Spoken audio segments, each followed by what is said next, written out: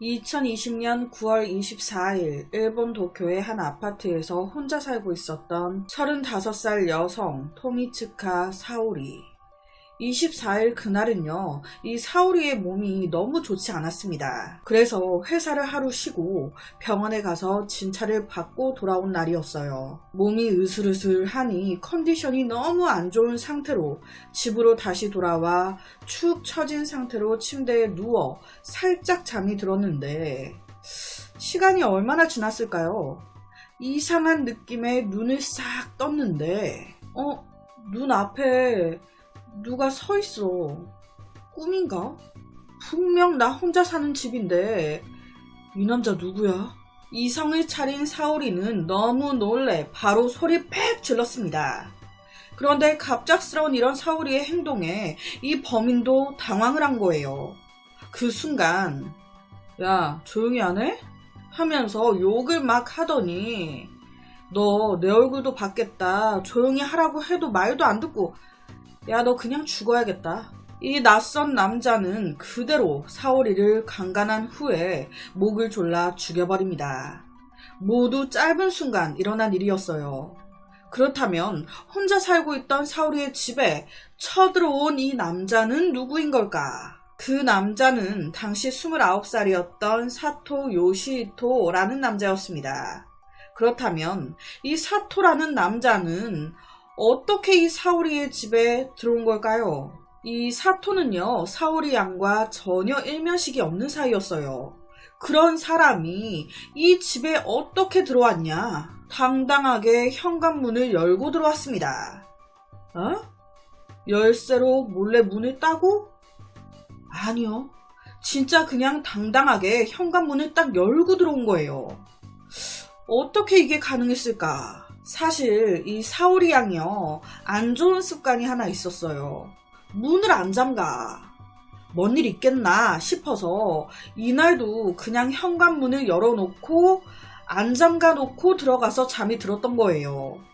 그리고 이놈이 그걸 알고 당당하게 그냥 문 열고 들어와서 범행을 했던 겁니다. 혹여나 여기까지 들으시고 몇몇 분들 아우, 피해자가 죽음을 자초했네. 뭐하러 문을 안 잠그고 자. 피해자를 탓하는 분들이 계실까봐 미리 말씀드립니다. 이 사건은요, 피해자의 잘못이 아니에요. 문이 열려있다고 바로 들어와서 강간하고 죽인 놈이 잘못된 거죠. 문 열려있다고 하면 뭐 다 들어와서 이 짓 합니까? 아니잖아요. 이 사건을 피해자의 잘못이라고 생각하지 않으셨으면 좋겠습니다. 물론 각자만의 많은 생각이 있겠지만 가장 나쁜 건 사건을 일으킨 범인이지 결코 피해자가 아니니까. 그렇다면 이 사토는 어떻게 일면식도 없었다는 사오리 양의 집 문이 잠겨있지 않다는 걸 알았을까요? 사실 이놈은요, 범행을 며칠 전부터 계속 계획하고 나름 실행하고 있는 상황이었습니다. 누굴 타겟으로? 여러 여성들을 타겟으로. 사건 첫날 길가에 딱 서가지고 만만한 여자가 누가 좋을까 길 가는 여자들을 탐색하고 있었어요. 이 사오리 양 이외에 미리 미행하고 따라붙은 여자들이 몇 명 더 있었습니다. 그런데 이제 범행에 실패를 했던 거예요. 그런 와중에 병원에서 집으로 돌아가는 길이었던 사오리 양을 발견. 똑같이 사오리 양 뒤를 따라 붙었는데 어라? 이게 웬 떡이야? 이 여자가 집에 들어가더니 문을 안 잠가.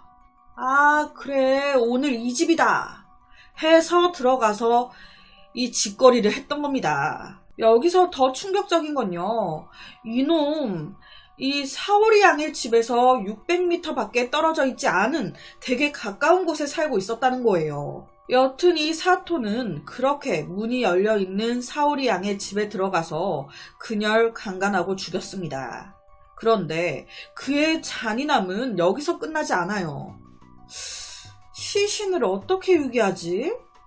사토는 사오리 양이 스스로 가출한 것처럼 보이게 하기 위해서 시신을 자기 차에 싣고 자기 친척이 소유한 도치기현의 한 별장으로 갑니다. 그리고 거기 땅에 묻어요. 그 후에 다시 사오리 양의 집으로 옵니다. 그리고는 그 집안에 남겨져 있는 자신의 모든 흔적들, 지문이나 족적 등등을 다 깨끗하게 청소해요. 거기다 이놈이 진짜 치밀한 게 사오리 양 집안에서 캐리어를 찾아내가지고 그 캐리어 안에 사오리 양의 옷이라든지 칫솔, 수건 이런 거를 막 챙겨 넣습니다. 마치 사오리 양이 가출한 것처럼 여행 간 것처럼 보이게끔 그렇게 챙겨서 자기가 들고 나와요. 그러니까 돌발적으로 우발적으로 사건을 일으킨 것 치고는 머리가 너무 돌아서 무서울 정도. 그렇게 실신까지 꽁꽁 숨기고 본인조차 숨어버린 사토. 그런데 의외로 이 사건은 금방 발각됐습니다. 왜냐, 이 사오리 양이 24일 이날 하루 몸이 아파서 쉰다고 하고 결근한 거였는데 다음 날도 출근을 안 하고 다다음 날도 안 하고 전화해도 안 받고 원래 이런 여자가 아닌데. 그래서 이제 직장 동료 한 명이 아프다 하고 다음 날부터 안 나오니까 걱정이 돼서 사오리 양의 부모님한테 연락을 한 거예요. 혹시 따님이 연락이 안 되는데 지금 연락 되시냐고. 이 연락을 받고 놀란 아버지 바로 사오리 양의 집을 찾게 됩니다.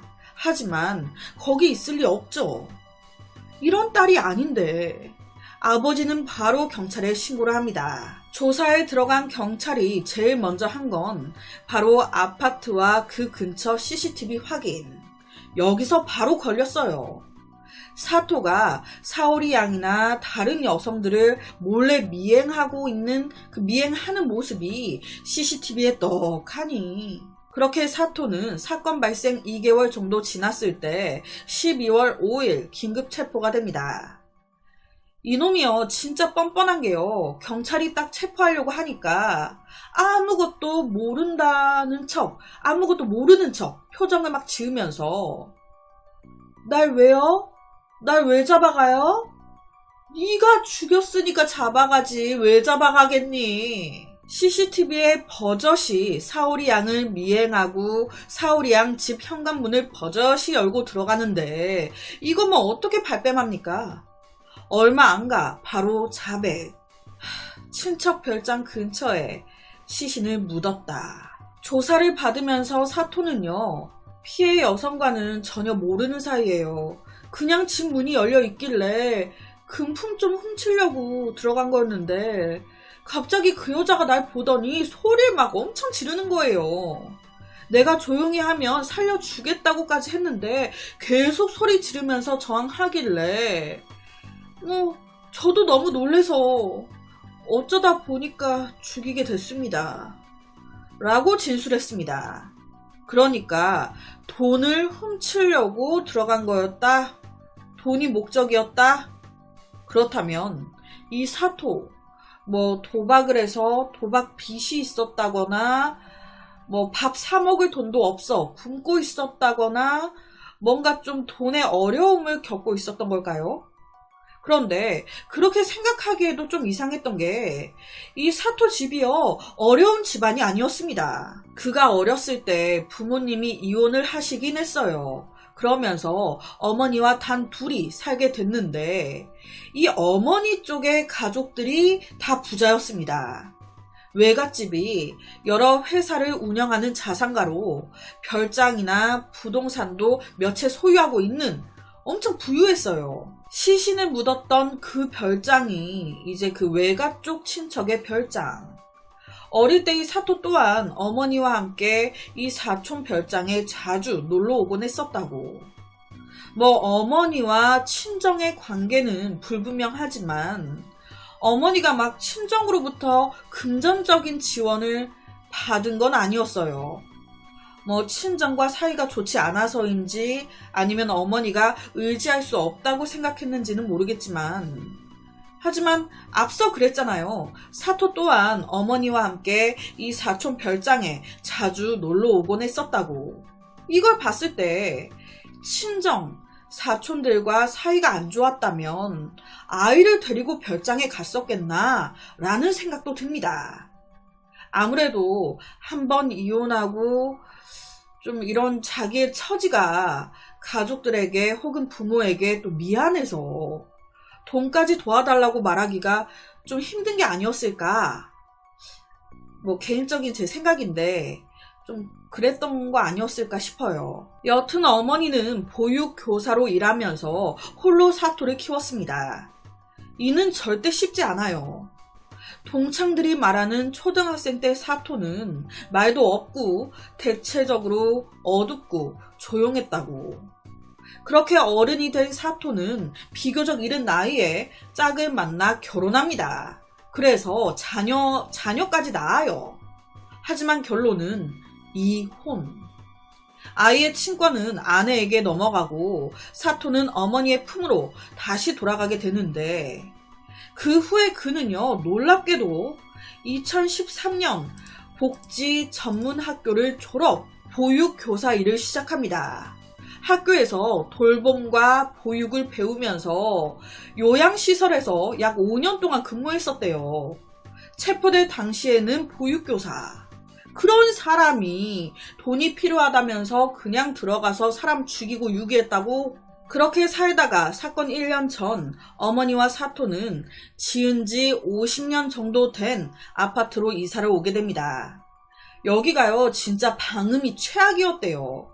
옆집에 애들 우는 소리, 뛰어노는 소리 다 들리는.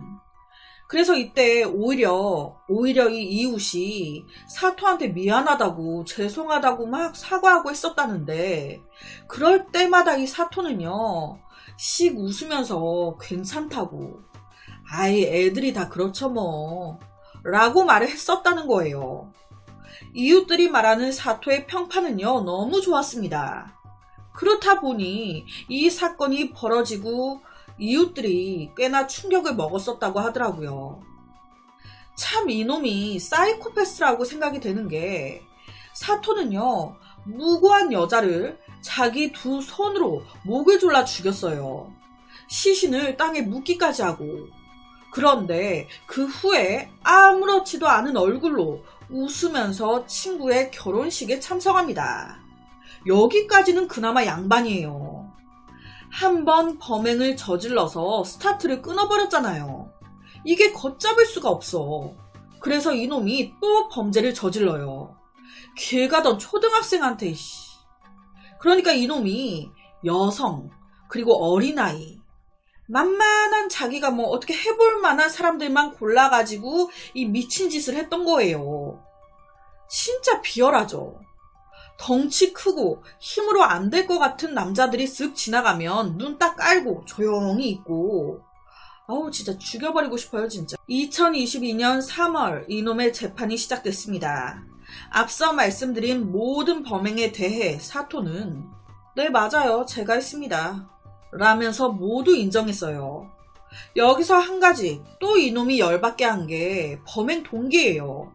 앞서 말씀드렸듯이 이놈은 처음에 돈을 훔치려고 들어갔다가 죽이게 됐다라고 얘기했습니다. 그런데 갑자기 후반부에 말을 바꿔요.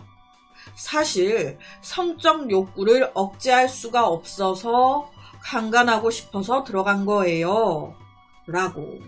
그러니까 이게 본심인 거예요. 확인 결과 이놈은요, 여성들과 관계 가지고 싶다는 그 욕구 하나로 무슨 동물 새끼야 뭐야. 이성은 싹 빠진 채 본능적인 몸뚱이만 가지고 맨날 채팅 앱을 사용해 여성을 물색하고 있었고, 지역을 가리지 않고 다른 지역 여성들까지도 미행하거나 채팅으로 꼬드겨서 만지거나 성추행하거나 별짓을 다 했던 게 확인됐습니다. 그러다 결국 아이들까지 타겟으로 삼았으니 본인도 정말 내가 괴물이구나, 나 정말 사람이 아닌 개, 돼지, 동물 새끼구나 라고 생각했겠죠.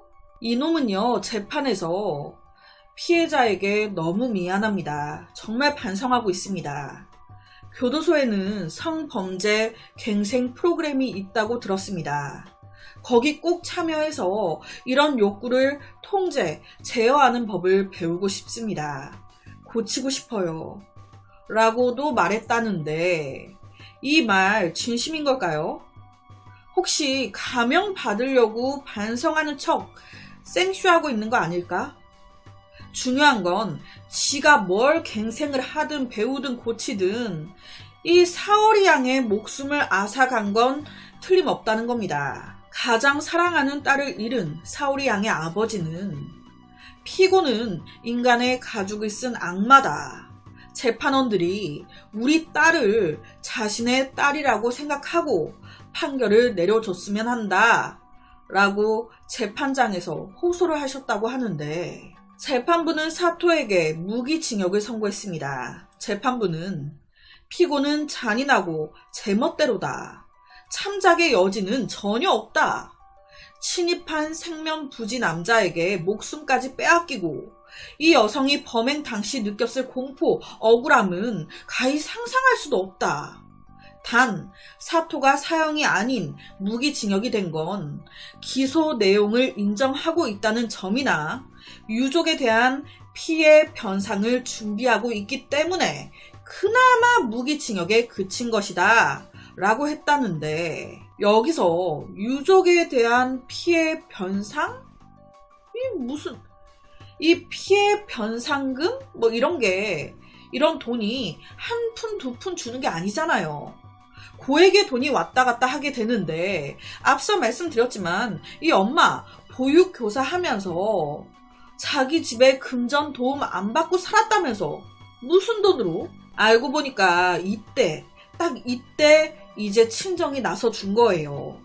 사토의 외가 친척이 3천만엔, 우리나라 현재 환율로 약 2억 7천만 원 정도를 준비하고 있었다고.